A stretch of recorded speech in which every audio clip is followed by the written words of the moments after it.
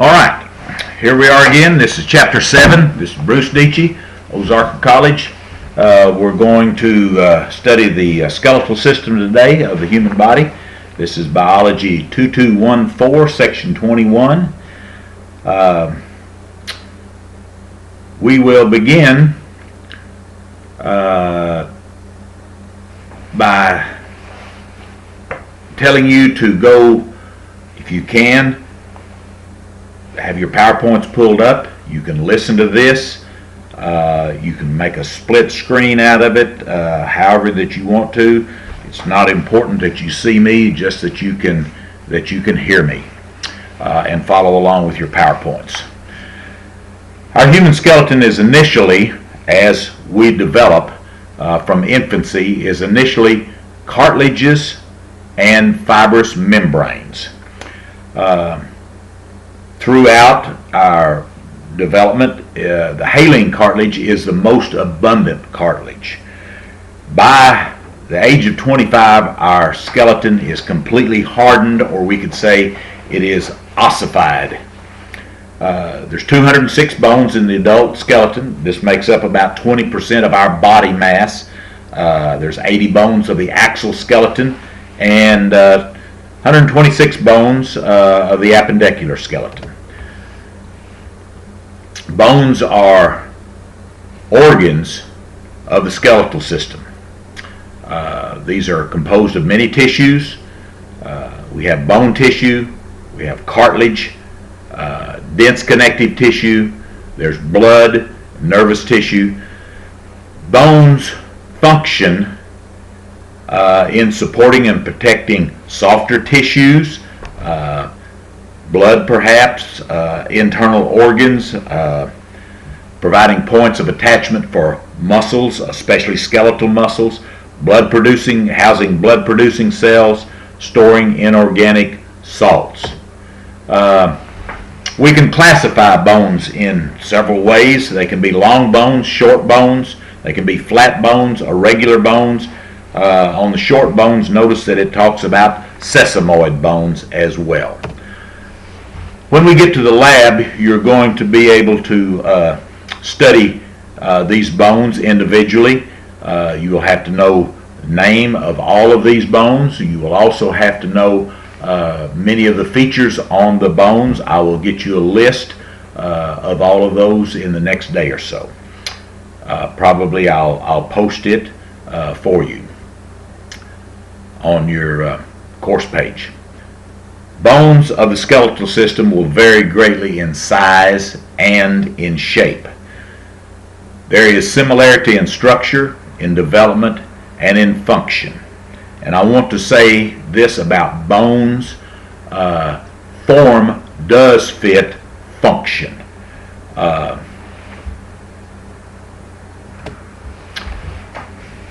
of a long bone, we have the distal and proximal areas of the epiphysis.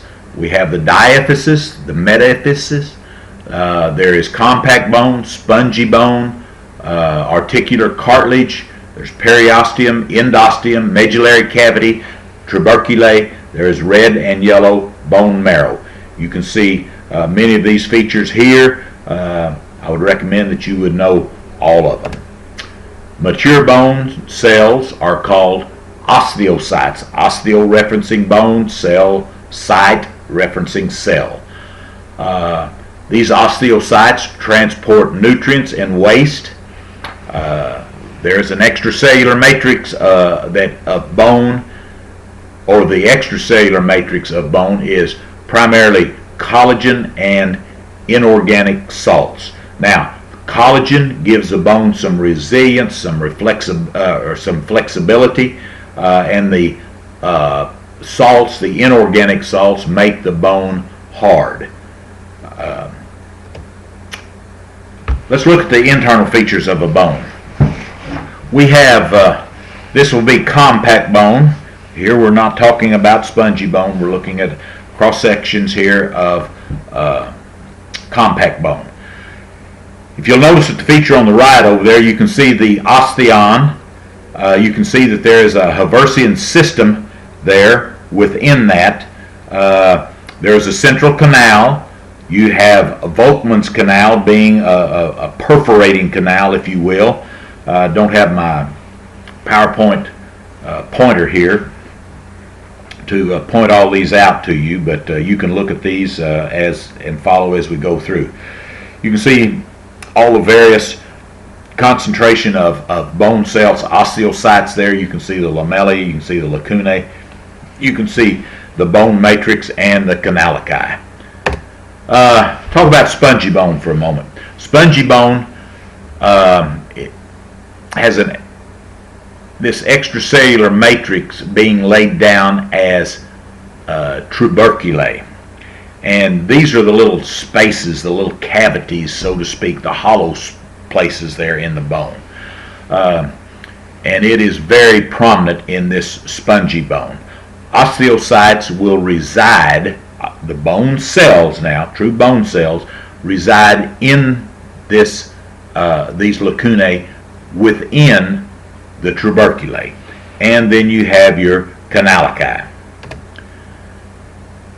Parts of the skeletal system begin to develop during the first few weeks of the development of an infant. Prenatal.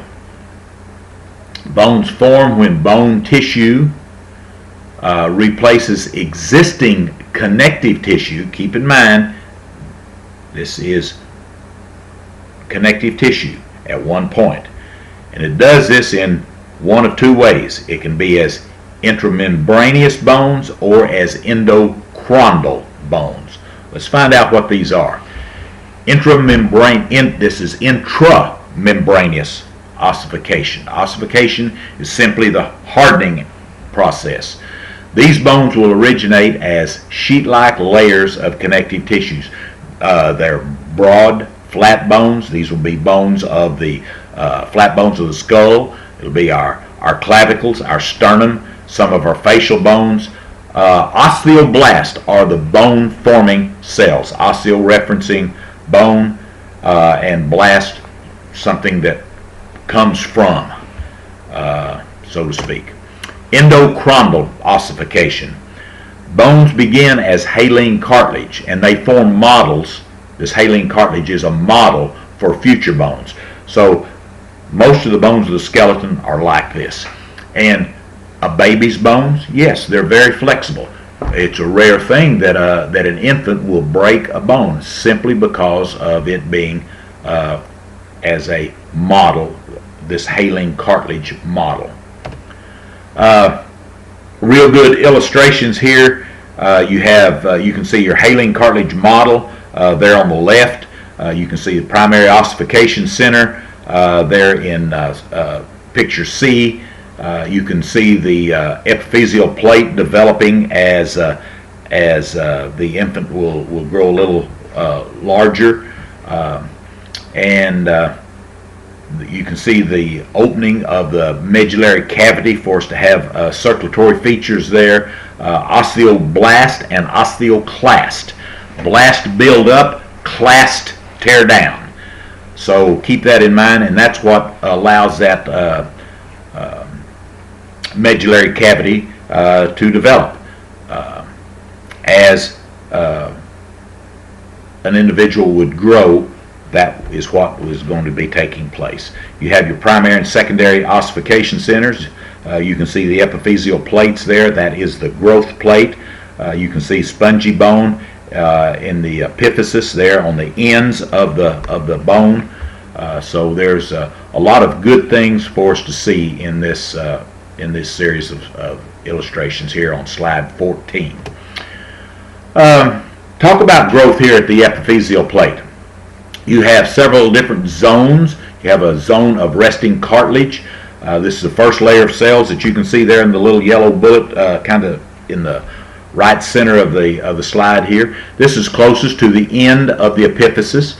These are resting cells. They help to anchor the epiphyseal plate to the epiphysis. Keep in mind the epiphysis is the end of the bone there. The second layer is many rows of young cells. This is highly mitotic. This is where new cells are growing. You have the third layer of cells, this is the hypertrophic. These are older cells. These are left behind when new cells appear. These cells are enlarging and becoming calcified. The fourth layer of cells, this is the zone of calcified cartilage. This is a thin zone. It is primarily made of dead cells. These are calcified. It has a calcified external matrix, if you will. All right, let's talk about the maintenance of a stable internal environment of bone tissue. Maintenance of a stable internal environment. What does that mean? Oh, homeostasis. Bone remodeling occurs throughout life, from the time that we're conceived until we're dead. Bone resorption, that's the action, as I said, of the osteoclast. Bone deposition, that's the action of the osteoblast. 10 to 20% of the skeleton is replaced each year. Factors that affect bone development, growth, and repair. Vitamin A, vitamin C, vitamin D, insufficient growth hormone, excessive growth hormone, insufficient thyroid hormone. Oh, sex hormones as well as physical stress. Physical stress stimulates bone growth. Yes, it does. Weightlifters, people that work hard, that exercise their bodies, tend to have stronger bones. Their circulation is increased. And with circulation, we get more nutrients, of which minerals are one. We get new bone growth. So keep in mind action of the osteoclast as well as the osteoblast. So physical stress is very important. All right, what is the function of bones? Bones shape, support, and protect body structures. Support, movement, and protection. They give shape to our head, to our body in general, our thoracic cage, etc. Supports our body's weight, protects our lungs. Bones and muscles interact when limbs or body parts move. Bones and muscles. Oh, skeletal muscle, yeah. Blood cell formation. This is known as hematopoiesis. This occurs in the red bone marrow. In the red bone marrow. Red bone marrow. Oh, okay. Blood cell formation. Let's talk about inorganic salt storage for a moment. The most abundant salt that we have is calcium phosphate. Others will include magnesium, sodium, potassium, and carbonate ions. Now, what happens as a result of loss of bone mineral is osteoporosis. It comes about in many of us earlier in life than others, but typically I'd say osteoporosis would begin in our mid to late 50s and continue the rest of our life. Actual number of bones in human skeleton varies from person to person. Really now? Typically, though, there's about 206 bones. We can divide the skeleton into an axial skeleton and an appendicular skeleton. So the axial is going to be what is found in the center here, and the appendicular is going to be what's on the sides, the appendages. And notice that the skull, the hyoid bone, and the thoracic cage make up the axial skeleton, while the appendicular skeleton is comprised of the pectoral girdle, the upper limbs, the pelvic girdle, and the lower limbs. All that's pretty straightforward. I don't think you should have any problems there. Keep in mind with the skull, the hyoid bone, and thoracic cage, you have your vertebral column that accompanies all that. What about making an exception to the rule? What would one of the scapula or both of the scapula be? What about the clavicle? Oh, they're part of the appendicular skeleton, yes. The skull is composed of the cranium and the facial bones. You can see these. This frontal bone that it's talking about here, the large orange feature here, the second one that's listed. This forms our forehead. It gives rise, or it is the roof of the nasal cavity. It's a roof for the orbits of our eyes. It houses our frontal sinuses and the supra-orbital foramen. What is a foramen? A foramen. Oh, that's a hole. Yeah. Parietal bones, also side walls of the cranium, the roof of the cranium. You can see the sagittal suture here, as well as a coronal suture. All of these, yes, you'd need to know. I think you'll probably need to know all the features on this slide here, 29. The occipital bone. Yeah, that's these back at the back here. Yeah, this is what sits down on or atop the makes union with our vertebral column. It's the back of the skull, base of the cranium. It has a foramen magnum in the center of it. You have your occipital condyles that's here, and your lamboidal suture is also found here. The temporal bones, you'd say, well, that's my temple. Well, you're right, you're close. Be right above your ear, so to speak. These are the side walls of the cranium, floor of the cranium, floors and sides of the orbits, and you can continue down through that. The mastoid process, yes, that would come into play there. The styloid process, you can see that little sharp needle-like feature there, as well as the zygomatic process. The zygomatic process of the temporal bone, all very specific. Wonder if there's a, yeah, is there something else? Another, how about the temporal process of the zygomatic bone? Yes, there's one of those as well. We'll see that on our facial features. The sphenoid bone. It looks kind of like a bird. Looks like a bat. This is where we would find our sphenoid sinuses. Ethmoid bone. You have your ethmoid sinuses found here. Let's see, what else? Floor of the cranium. Walls of the orbit. The maxillae.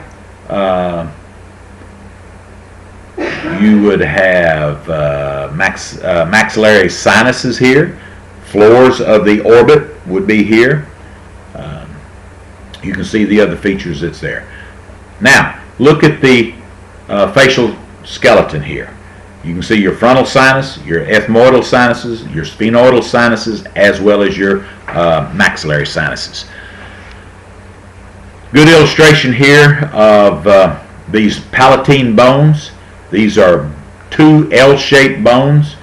These are posterior to the maxillae, make up the floor of the nasal cavity and the lateral walls also of the nasal cavity. Zygomatic bones, all right. These form the prominences of your cheek, the lateral walls of the orbit, floors of the orbits, and the temporal process. Lacrimal bones and nasal bones, vomer, inferior nasal concha, the mandible. You will need to know several of those features. Mandibular foramen, mandibular condyle, so alveolar arch. Many of those are ramus. All right, fontanelles. This is of an infant skull, and you can see the soft spots there. These are termed fontanelles, if you will. And we have more than one fontanelle. Typically, we think of the anterior fontanelle at the top center of your front portion of your skull. The vertebral column. This is interesting to me. this is what, as you view this week, this is what I had some work done on. The vertebral column consists of many vertebrae separated by cartilaginous intervertebral disc, also a vertebral canal. You can see that the vertebral column is made up of 7 cervical, 12 thoracic, 5 lumbar vertebrae, a sacrum, and a coccyx. The sacrum and the coccyx are fused bones, and they are in segments. So you'll learn all about this and many other features. Something to go into your charting and your observation, your evaluation of your patient. It's going to be things as cervical curvature, thoracic, lumbar, and sacral curvature. All of these are important, and something that would be out of line. Typically, we like to say people have a straight back, but they don't really, and we need to examine that. You'll learn more about that as you're into your nursing classes even more. The typical vertebrae will have a body. That's the large part of it. It'll have pedicles, lamina, spinous process, transverse processes, the vertebral foramen. It'll have facets, and you'll have superior and inferior articular processes. The atlas, this is what holds up the world. This is the first vertebrae. It is a cervical vertebrae.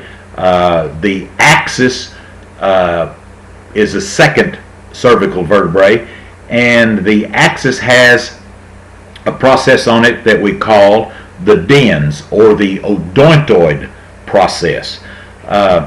This dens will fit into this facet that is found on the posterior portion of the atlas. So keep all those in mind, and you can see the different facets that you have there. One on the back of the dens. A bifid spinous process is also found on the axis. All of the spinous processes are not bifids, just only some of them are. This is your typical thoracic vertebrae. It does not have as large a body as your lumbar vertebrae do. You'll have a slightly different angle of the spinous process. Thoracic vertebrae,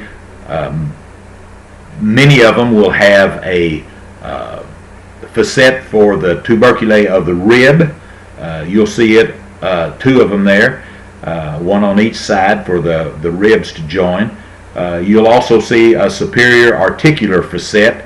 That is where the vertebrae above the particular one that you're looking at would articulate or join.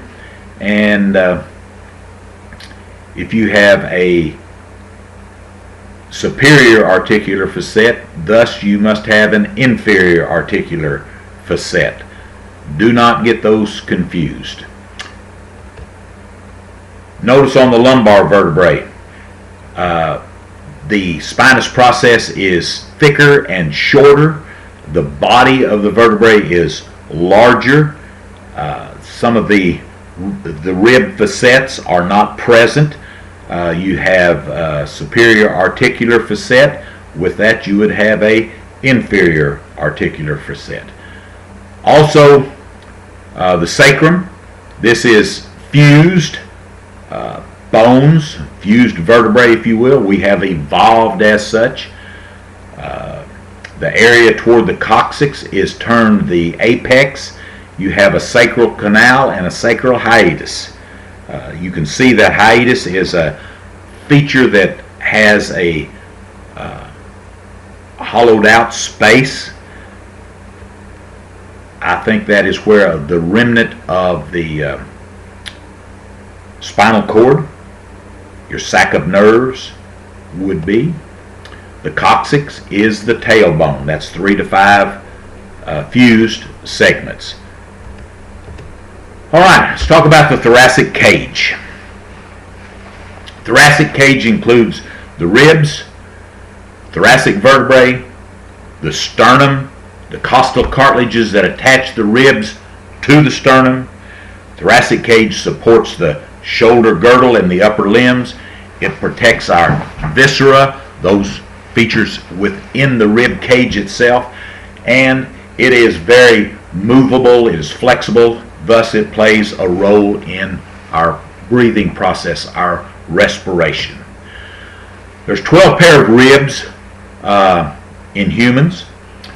We have 7 true ribs, 5 false ribs, of which I would underline that, highlight it, 2 of them are floating.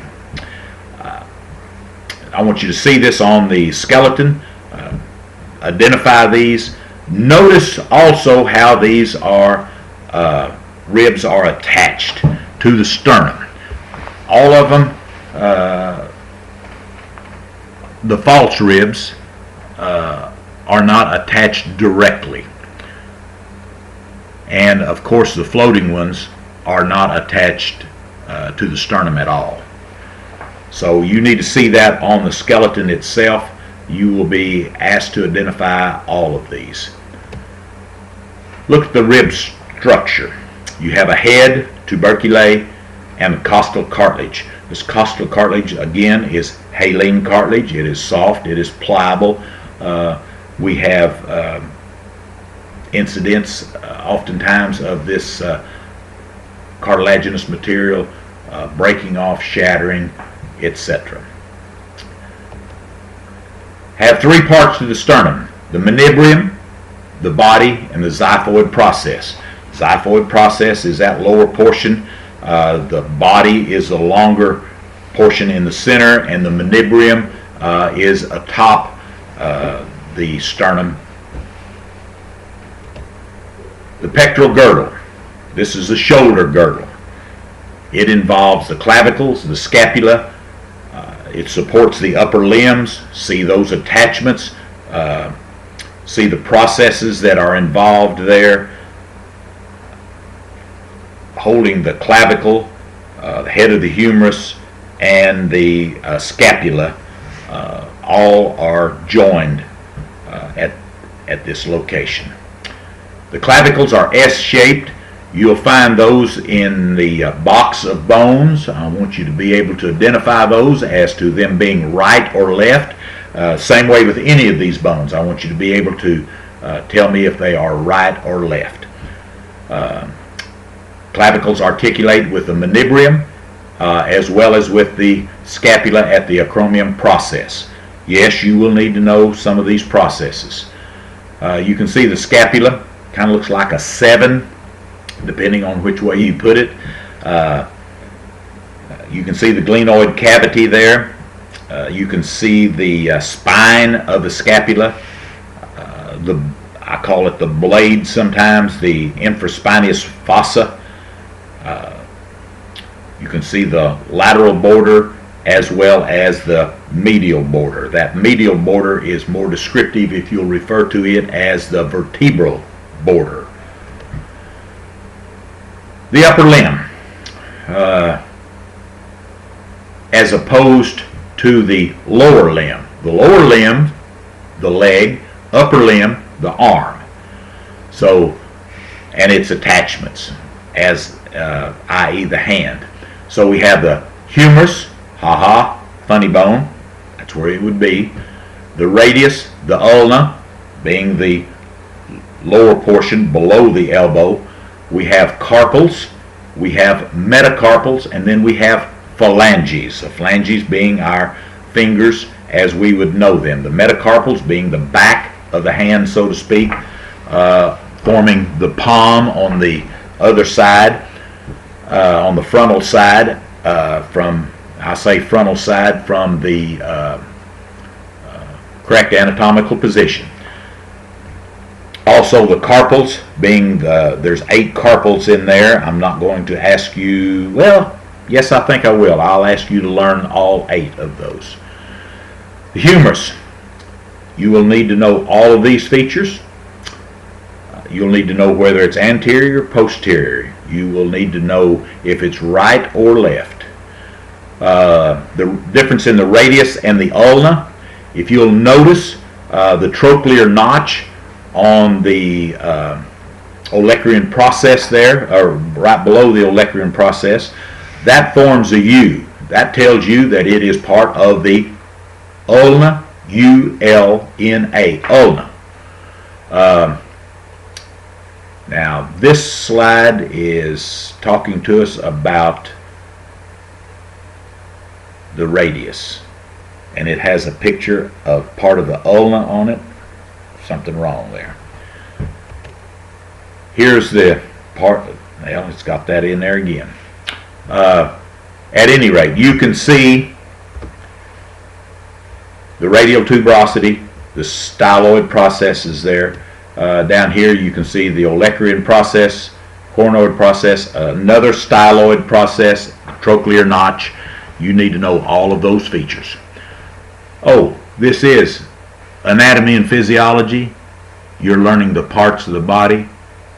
Skeletal system has many parts. This is what you need to learn. All right.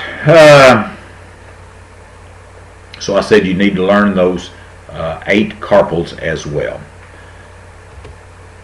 The coxal bones, this is a pelvic girdle. Notice that the coxal bones, that's plural. That means that there's more than one. These are your 2 hip bones. They would be right and left. Obviously, you would need to know that they would join at the pubic symphysis here, piece of cartilage that helped to join this. They are also joined to the sacrum, and let's see, there is one more feature that I want you to notice. It is the ischium, acetabulum, the sacral promontory there on the sacrum, sacroiliac joint. Yes, sacroiliac joint. This becomes disjointed a lot. Chiropractors are known to be able to put these back in pretty easily. Sometimes we can do it ourselves.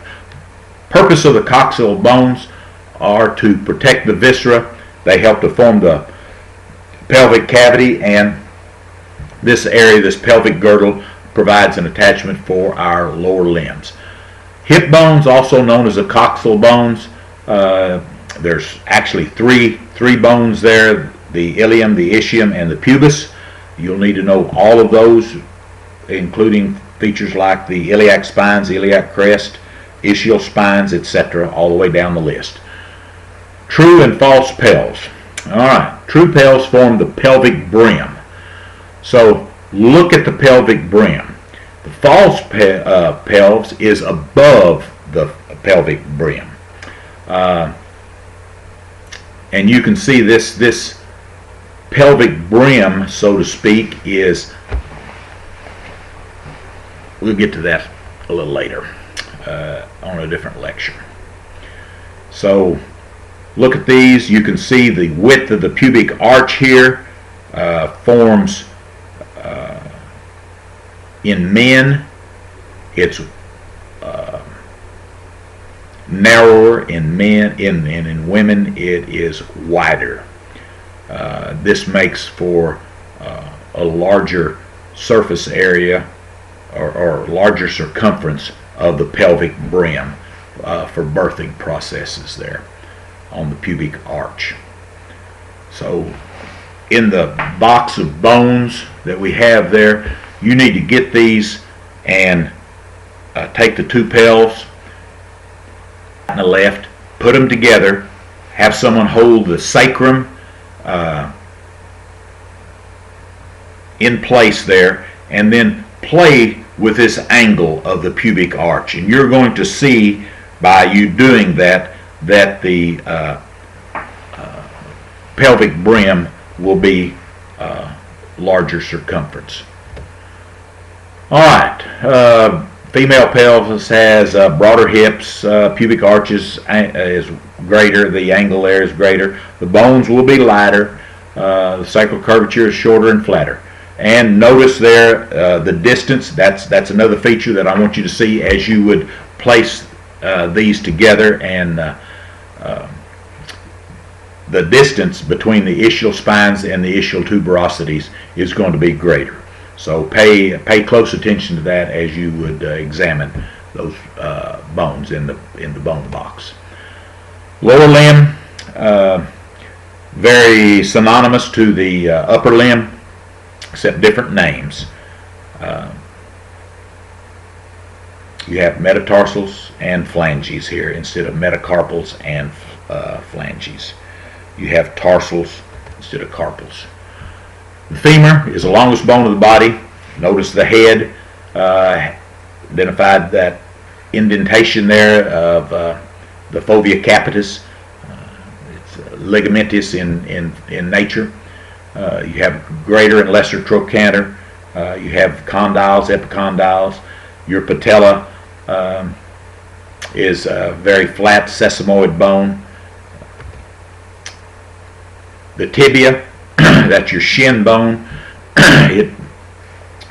It makes up the bulk, supports a lot of weight. The fibula there is on the side. I want you to notice that. I want you to be able to tell the difference in a right and a left fibula. So you'll need to pay attention to the lateral malleosus, also to the head of the fibula as well.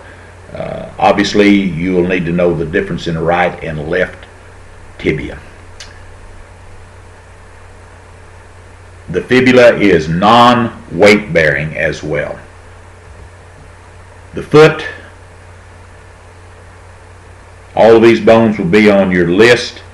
I want you to know those. Same way there. Lifespan changes.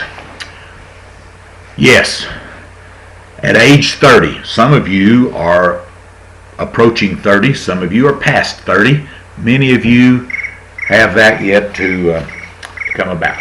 All of these lifespan changes are important for you to know.